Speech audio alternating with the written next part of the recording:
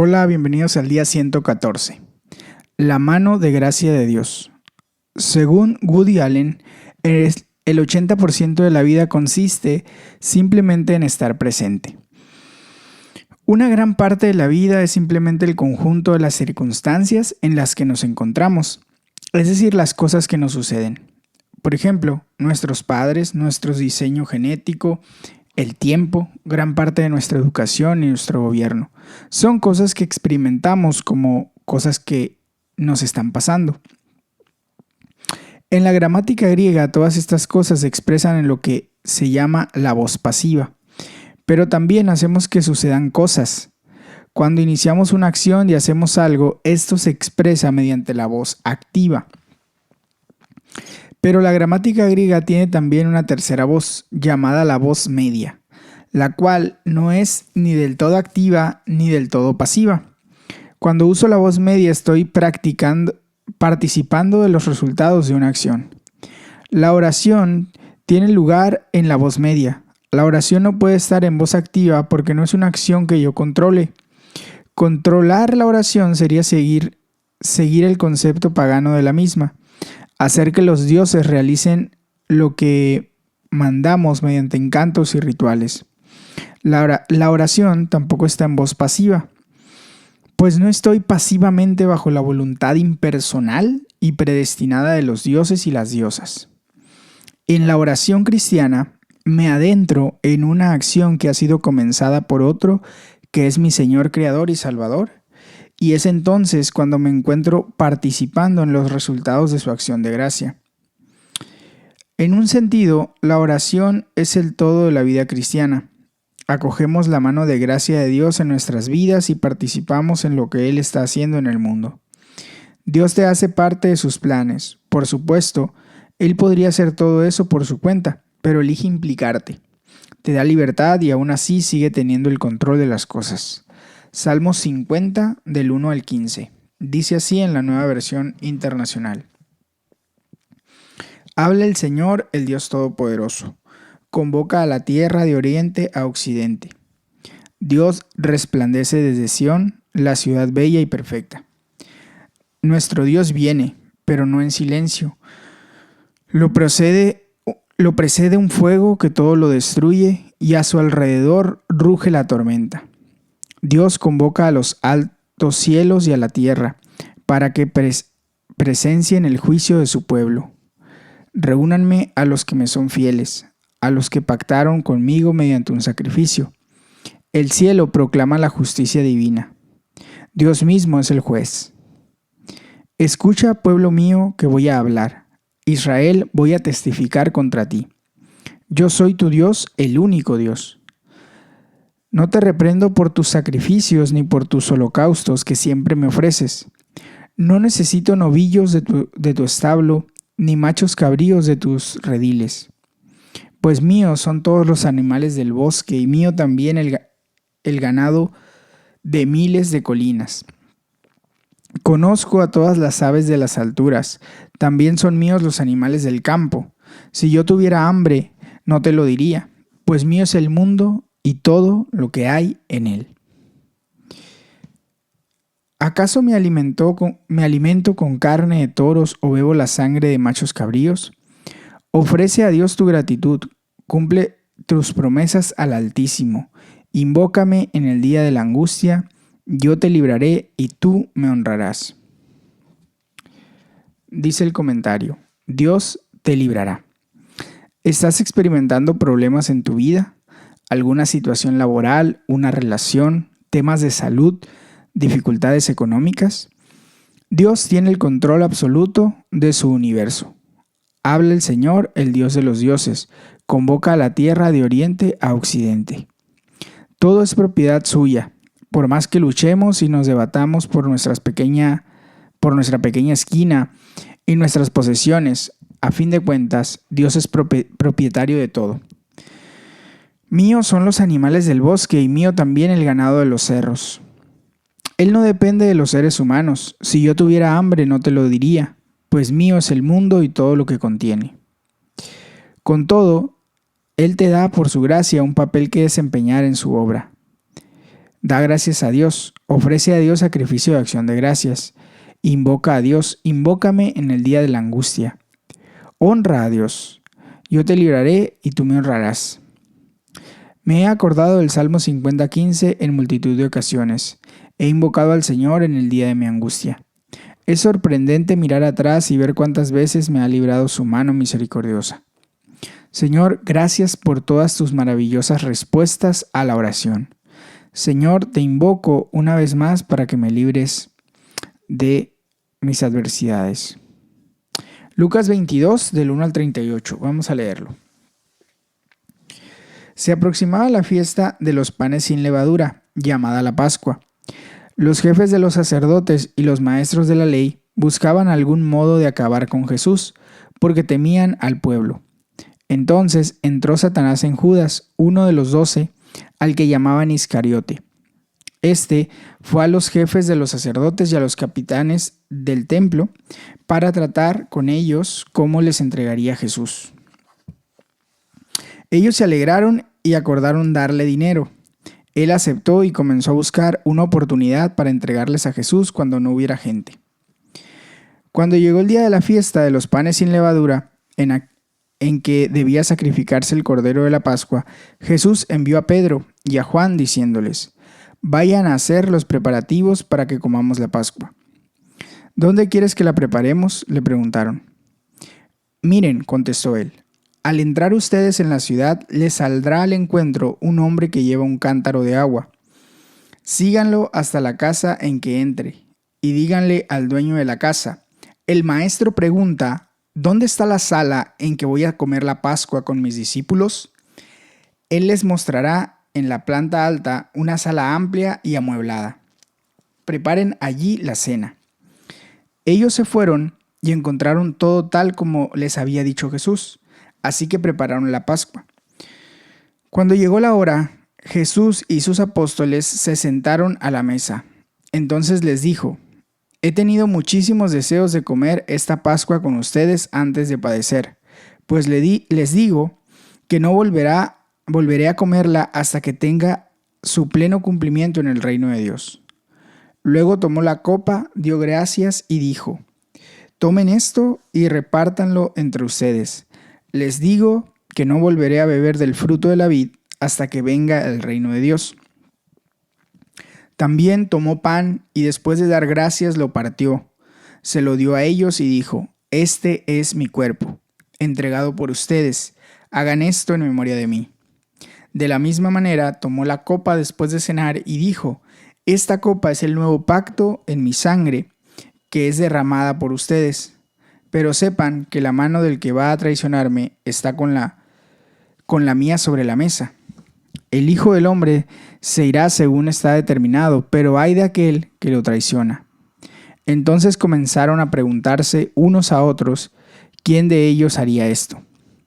Tuvieron además un altercado sobre cuál de ellos sería el más importante. Jesús les dijo: los reyes de las naciones oprimen a sus súbditos, y los que ejercen autoridad sobre ellos se llaman a sí mismos benefactores. No sea así entre ustedes, al contrario, el mayor debe comportarse como el menor y el que manda como el que sirve. Porque ¿quién es más importante, el que está a la mesa o el que sirve? ¿No lo es el que está sentado a la mesa? Sin embargo, yo estoy entre ustedes como uno que sirve. Ahora bien, ustedes son los que han estado siempre a mi lado en mis pruebas.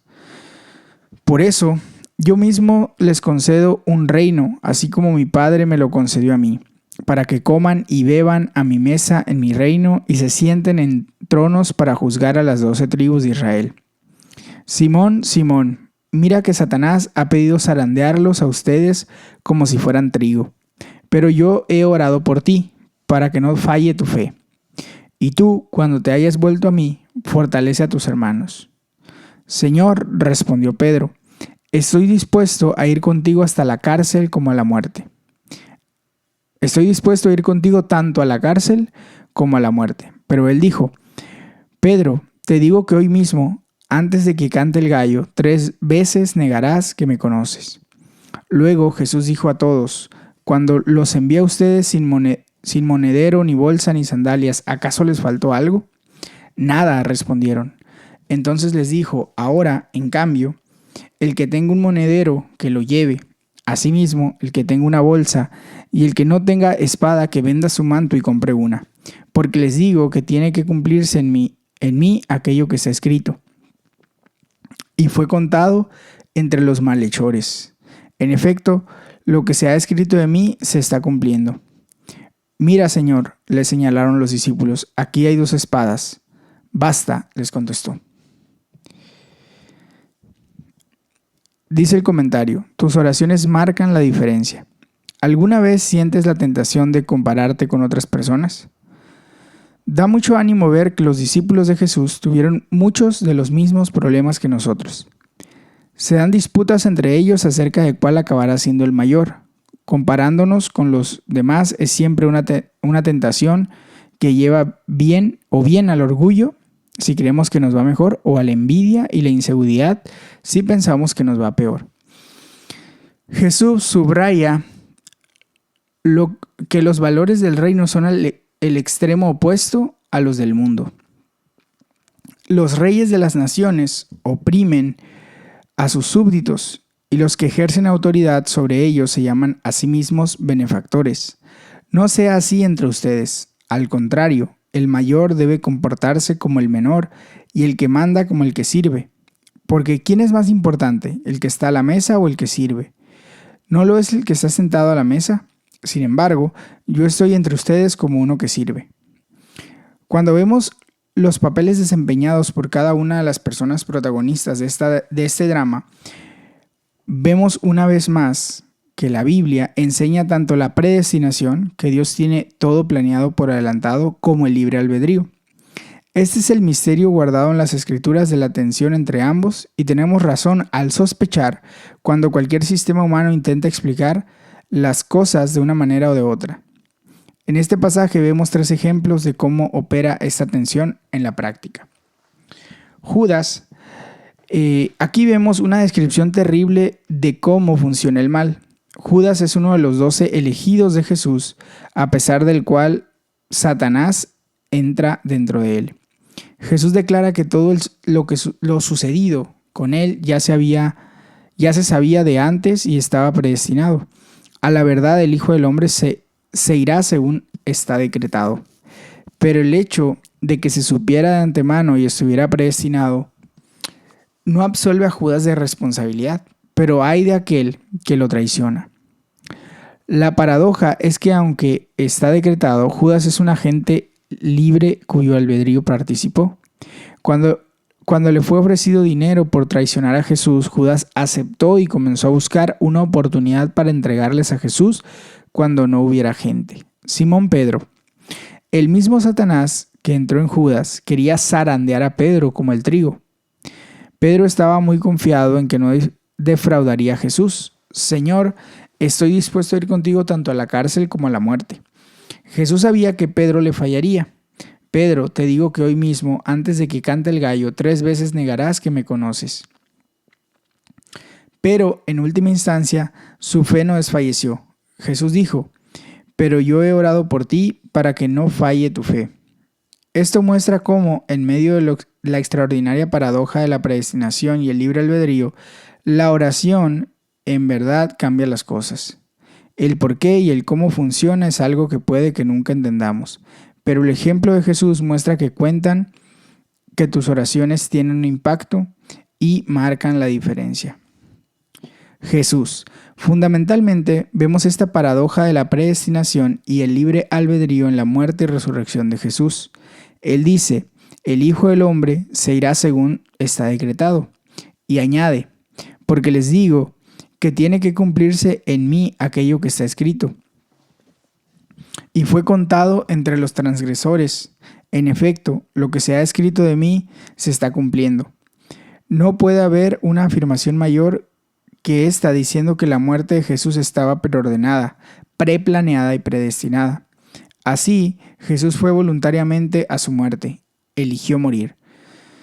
Dios dio su cuerpo por nosotros. Vemos el equilibrio entre el papel de Dios y el nuestro. Nos es recordado cada vez que recibimos la comunión. Jesús dijo, este pan es mi cuerpo, entregado por ustedes. Esta copa es el nuevo pacto en mi sangre que es derramada por ustedes. Este era el papel más difícil, el sacrificio voluntario de su vida entregada por nosotros. Nuestro papel es relativamente simple. Hagan esto en memoria de mí. Señor, gracias por haber hecho todo esto por mí. Gracias porque diste tu cuerpo y derramaste tu sangre por mí. Gracias por tu mano misericordiosa en mi vida. Josué 3:1 al 5:12. Vamos a leerlo. Muy de mañana, Josué y todos los israelitas partieron de Sitín y se dirigieron hacia el río Jordán, pero antes de cruzarlo, acamparon a sus orillas. Al cabo de 3 días, los oficiales del pueblo recorrieron todo el campamento con la siguiente orden. Cuando vean el arca del pacto del Señor su Dios y a los sacerdotes levitas que la llevan, abandonen sus puestos y pónganse en marcha detrás de ella. Así sabrán por dónde ir, pues nunca antes han pasado por ese camino. Deberán, sin embargo, mantener 2000 codos de distancia entre ustedes y el arca. No se acerquen a ella. Josué ordenó al pueblo: conságrense, porque mañana el Señor va a realizar grandes prodigios entre ustedes. Y a los sacerdotes les dijo: carguen el arca del pacto y pónganse al frente del pueblo. Los sacerdotes obedecieron y se pusieron al frente del pueblo. Luego el Señor dijo a Josué: este día comenzaré a engrandecerte ante el pueblo de Israel. Así sabrán que estoy contigo como estuve con Moisés. Da la siguiente orden a los sacerdotes que llevan el arca del pacto. Cuando lleguen a la orilla del Jordán, deténganse. Entonces Josué dijo a los israelitas: acérquense y escuchen lo que Dios el Señor tiene que decirles. Y añadió: ahora sabrán que el Dios viviente está en medio de ustedes y que de seguro expulsará a los cananeos, los hititas, los heveos, los fereceos, los gergeseos, los amorreos y los jebuseos. El arca del pacto, que pertenece al soberano de toda la tierra, cruzará el Jordán al frente de ustedes. Ahora pues elijan 12 hombres, uno por cada tribu de Israel, tan pronto como los sacerdotes que llevan el arca del Señor, soberano de toda la tierra. Pongan pie en el Jordán, las aguas dejarán de correr y se detendrán formando un muro. Cuando el pueblo levantó el campamento para cruzar el Jordán, los sacerdotes que llevaban el arca del pacto marcharon al frente de todos. Ahora bien, las aguas del Jordán se desbordaban en el tiempo de la cosecha. A pesar de eso, tan pronto como los pies de los sacerdotes que portaban el arca tocaron las aguas, estas dejaron de fluir y formaron un muro de gran distancia, más o menos a la altura del pueblo de Adán, junto a Zeratán. A la vez dejaron de correr las aguas que fluían en el mar del Arabá, es decir, el mar muerto, y así el pueblo pudo cruzar hasta quedar frente a Jericó. Por su parte, los sacerdotes que portaban el arca del pacto del Señor permanecieron de pie en la tierra seca en medio del Jordán, mientras todo el pueblo de Israel terminaba de cruzar el río por el cauce totalmente seco. Josué capítulo 4. Cuando todo el pueblo terminó de cruzar el río Jordán, el Señor dijo a Josué: elijan a un hombre de cada una de las 12 tribus de Israel y ordénenles que tomen 12 piedras del cauce, exactamente el lugar donde los sacerdotes permanecieron de pie. Díganles que las coloquen en el lugar donde hoy pasarán la noche. Entonces Josué reunió a los 12 hombres que había escogido de las 12 tribus y dijo: vayan al centro del cauce del río hasta donde está el arca del Señor su Dios, y cada uno cargue al hombro una piedra. Serán 12 piedras, una por cada tribu de Israel, y servirán como señal entre ustedes. En el futuro, cuando sus hijos les pregunten: ¿por qué están estas piedras aquí?, ustedes responderán: el día en que el arca del pacto del Señor cruzó el Jordán, las aguas del río se dividieron frente a ella. Para nosotros los israelitas, estas piedras que están aquí son un recuerdo permanente de aquella gran hazaña. Los israelitas hicieron lo que Josué ordenó, según las instrucciones del Señor. Tomaron las piedras del cauce del Jordán, conforme al número de las tribus.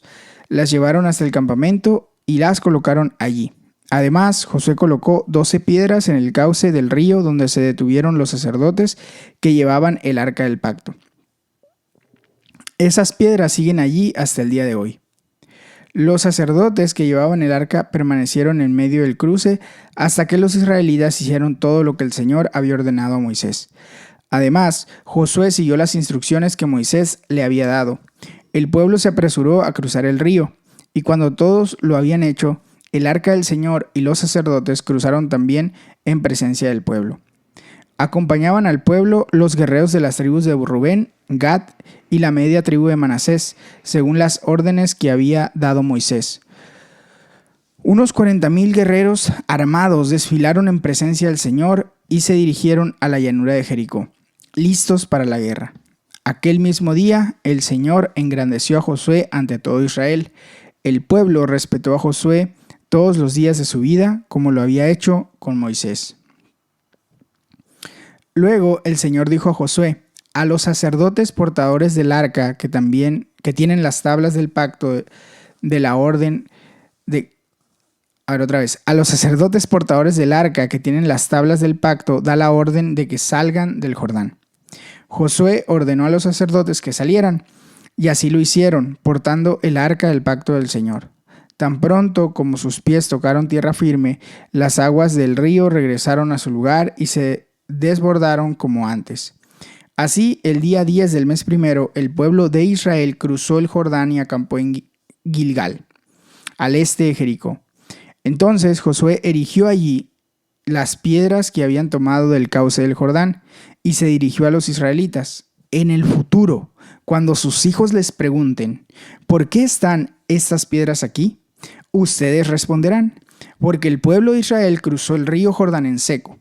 El Señor Dios de ustedes hizo lo mismo que había hecho con el Mar Rojo cuando lo mantuvo seco hasta que todos nosotros cruzamos. Esto sucedió para que todas las naciones de la tierra supieran que el Señor es poderoso y para que ustedes aprendieran a temerlo para siempre. Josué capítulo 5. En efecto, un gran pánico invadió a todos los reyes amorreos que estaban al oeste del Jordán y a los reyes cananeos de la costa del Mediterráneo cuando se enteraron de que el Señor había secado el Jordán para que los israelitas lo cruzaran. No se atrevían a hacerles frente. En aquel tiempo, el Señor dijo a Josué: prepara cuchillos de piedra afilada y vuelve a practicar la circuncisión entre los israelitas. Así que Josué hizo los cuchillos y circuncidó a los varones israelitas en la colina de Aralot. Realizó la ceremonia porque los israelitas en edad militar que habían salido de Egipto ya habían muerto en el desierto. Todos ellos habían sido circuncidados, pero no los que nacieron en el desierto, mientras el pueblo peregrinaba después de salir de Egipto. El Señor había prometido a sus antepasados que les daría una tierra donde abundan la leche y la miel. Pero los israelitas que salieron de Egipto no obedecieron al Señor y por ello Él juró que no verían esa tierra. En consecuencia, deambularon por el desierto durante 40 años, hasta que murieron todos los varones en edad militar. A los hijos de estos, a quienes Dios puso en lugar de ellos, los circuncidó Josué, pues no habían sido circuncidados durante el viaje. Una vez que todos fueron circuncidados, permanecieron en el campamento hasta que se recuperaron. Luego el Señor dijo a Josué: hoy les he quitado de encima la vergüenza de haber sido esclavos en Egipto.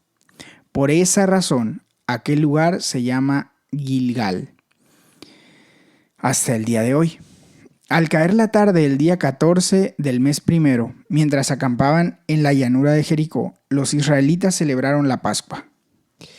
Al día siguiente, después de la Pascua, el pueblo empezó a alimentarse de los productos de la tierra, de panes sin levadura y de trigo tostado. Un día después dejó de caer maná y durante ese año el pueblo se alimentó de los frutos de la tierra de Canaán. Dice el comentario: Dios hará grandes prodigios. ¿Te das cuenta de que Dios está contigo? Y si está contigo, entonces puedes enfrentarte a todos los retos que se te presenten. Dios dice a Josué: Estoy contigo como estuve con Moisés. Una vez más, vemos aquí el equilibrio entre nuestro papel y el de Dios. Prepárense. Dios estaba a punto de actuar de manera milagrosa en favor de su pueblo, pero el pueblo tenía un papel que hacer. Josué dice al pueblo que se preparen, purifíquense, porque mañana el Señor va a realizar grandes prodigios entre ustedes. También les fue asignada la tarea de elegir a las personas que desempeñarían papeles particulares en la preparación del cruce del Jordán. La provisión de Dios. Otra vez vemos la mano misericordiosa de Dios. El Señor hizo grandes prodigios. Uno de ellos fue el cruce del Jordán. Dios prometió honrar a Josué, el cual no se exaltó a sí mismo. Aquel mismo día el Señor engrandeció a Josué ante todo Israel. Él proveyó las necesidades de su pueblo. Desde ese momento dejó de caer maná y durante todo ese año el pueblo se alimentó de los frutos de la tierra. Dios proveyó lo que necesitaban y ni un ápice más. Esto los protegió del sentimiento de seguridad material y autosuficiencia y quizá de no confiar en Dios. Tu seguridad y confianza deben apoyarse solamente en Dios. Siempre ha provisto lo suficiente, ni un ápice más. Gracias, Señor, por la manera tan prodigiosa en la que me haces parte de tus planes. Hoy me consagro a ti. Gracias por la promesa de que harás grandes prodigios en mí y proveerás todas mis necesidades.